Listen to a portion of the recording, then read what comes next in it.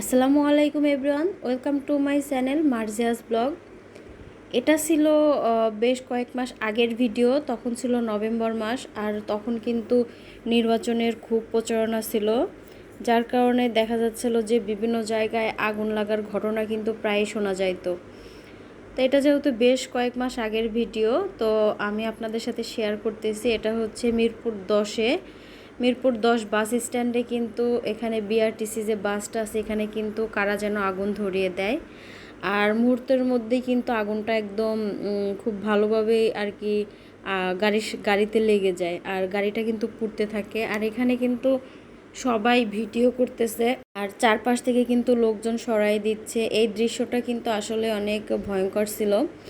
যেখানেই হোক আগুন লাগাটা কিন্তু আসলে অনেক বিপদ বয়ে আনে।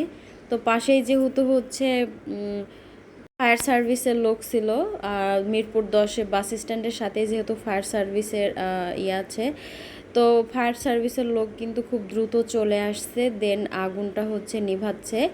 আশেপাশে কিন্তু একদম যানজট হয়ে গেছে, কারণ রাস্তা বন্ধ করে দেয়া হয়েছে। আর যত দ্রুত আগুনটা নেভানো যায় আর কি, আগুনটা আর এখানে কিন্তু একদম খুব ভালোভাবে লেগে গেছে, আর কালো ধোঁয়ায় কিন্তু একদম ভরে গেছে। আসলে যে বা যারাই এই কাজটা করুক না কেন, এটা কিন্তু আসলে ঠিক হয়নি। আর দেখা যাচ্ছে যে নির্বাচনের সময় অনেক ঝামেলা হয়েছে, মানে ধাওয়া পাল্টা দেওয়া সব আক্রমণ হয়েছে। তো এখানে আগুনটা দেখার পর কিন্তু খুব ভয় লাগতেছিল, কিন্তু যেহেতু ফায়ার সার্ভিসের লোক পাশেই ছিল, ওরা কিন্তু দ্রুত জিনিসটাকে নিয়ন্ত্রণে আনতে পারছে। এখানে কিন্তু বেশি ঝামেলা হয়নি। আর এই যে চারপাশের লোকজন কিন্তু তাকায় দেখতেছে, আসলে কিছু করার নাই। এখানে হচ্ছে আগুনটা লাগানোর পরে হচ্ছে ফায়ার সার্ভিসের লোক আসার পর এখানে দ্রুত নিভাই ফেলছে। আর এখানে মেট্রো রেল যাচ্ছে, চারপাশে লোকজন দাঁড়িয়ে আছে দেখতেছে, যানজট হয়ে গেছে, কি একটা অবস্থা।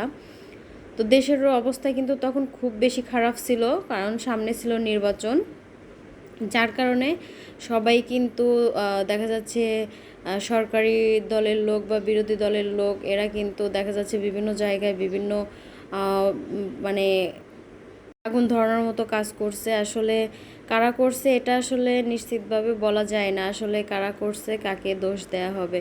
তো যারাই করছে একদমই এই কাজটা ঠিক হয়নি। তো আজকের ভিডিওটি পর্যন্তই। ভিডিওটি কেমন লাগলো অবশ্যই কিন্তু কমেন্টস করে জানাবেন, আর যদি খুব বেশি ভালো লেগে থাকে অবশ্যই লাইক করবেন, শেয়ার করবেন। যারা এখনও চ্যানেলটি সাবস্ক্রাইব করেননি প্লিজ চ্যানেলটি সাবস্ক্রাইব করে পাশে থাকা বেল বাটনটি বাজিয়ে দিবেন। আল্লাহ হাফেজ।